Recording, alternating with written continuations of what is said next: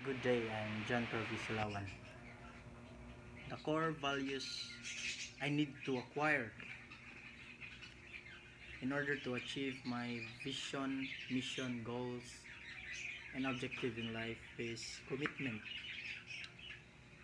Because we need commitment in order to succeed in life.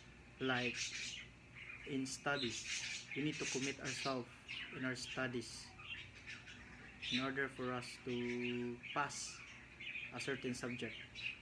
Because if you don't have commitment, you would easily dali kay ka mo give up sa usa ka butang kung makakuan na gali ka na uy lisod kung wala kay commitment ana wala kay gikuptan sa imong kagalingon dali kay ka mo give up sa usa ka butang. And sa kuan pod ang commitment magamit pud mo siya sa imong mga decision sa life. Important gid para nako ang commitment because gamit mo sad kayo in everyday life ang commitment sa school, sa work, sa community, like sa tanan gid we need to commit ourselves in order for us to succeed.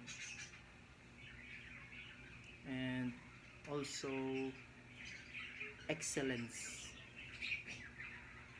Ang excellence like kuha ra siya, kaduha ra siya sa commitment because okay raman kung dili ka ma-excellent sa unsa na butang as long as na kuan ka kanang mahatag lang nimo imong best o like kung unsa ra imong mahatag okay naman na, pero if you have excellence pod nindot po na siya sa imong kuan sa imong life kay kuan ako kagra kung makahatag kag excellence sa imong studies dagko ka grado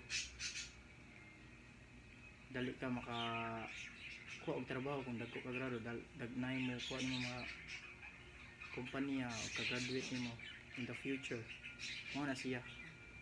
I need the core values I need to acquire and able to achieve my vision, mission, and goals and objective in life is commitment and excellence. Thank you. I'm John Provisilawan.